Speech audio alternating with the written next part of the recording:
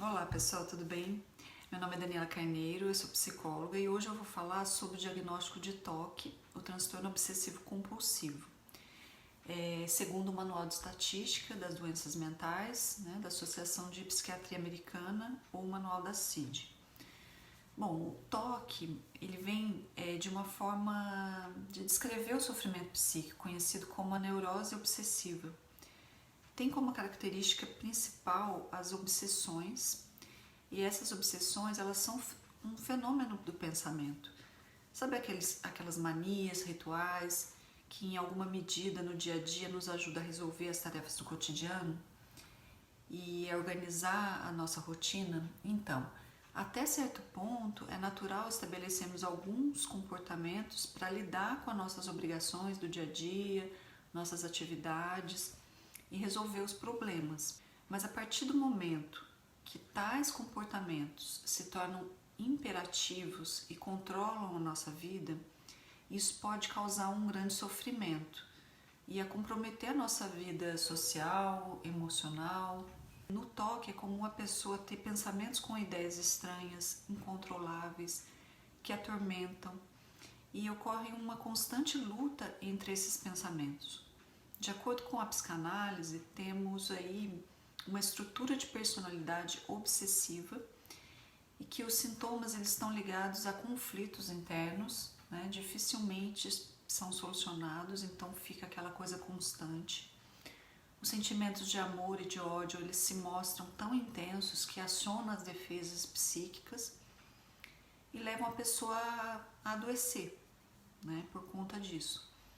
As características principais do TOC são os pensamentos repetitivos e persistentes, impulsos ou compulsões, que são comportamentos rituais repetitivos, ou atos mentais, ou seja, aquelas ideias que se opõem contra a própria vontade. Por exemplo, a pessoa tem dúvida se trancou a porta de casa, a porta do carro, se desligou a chapinha da tomada, se desligou o gás. A pessoa precisa voltar para checar. Lembrando aqui que esse exemplo de ideia simples normalmente acontece com as pessoas, mas pode se tornar mais grave e começar a dominar a vida. Essas ideias intrusivas, elas surgem geralmente com pessoas queridas, tem uma característica supersticiosa, a pessoa tem medo de ser responsável por determinados acontecimentos, causar mal para outros, mesmo sabendo que não teve nada a ver com aquilo, ela se questiona.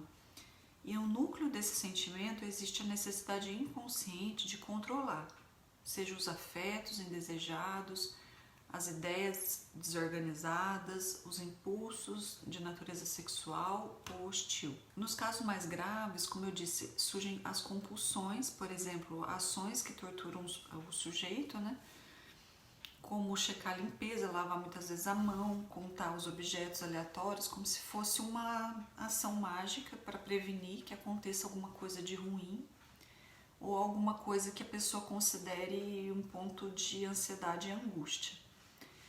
Então, as compulsões, elas são respostas a uma obsessão de maneira ritualizada, são os atos para aplacar a ansiedade, embora serem atos desconectados com a realidade. E além dos medicamentos que são prescritos pelo médico, psiquiatra, a psicoterapia ela pode contribuir muito para a melhora dos sintomas. E durante a terapia de orientação psicanalítica, o psicólogo ajuda a pessoa a identificar os pontos que dão suporte aos sintomas, aquilo que está na base dessas defesas, e a procurar sobre como se formaram tais pensamentos, tais afetos. O psicólogo, durante o tratamento desse paciente, possibilita um espaço de escuta do sofrimento, ou seja, da ansiedade, da angústia, e para que a pessoa consiga ressignificar essas questões emocionais que estão como um pano de fundo para esses sintomas, que não tem muita lógica. E sempre é muito positivo, poder refletir sobre essas questões aí e tentar entender, certo?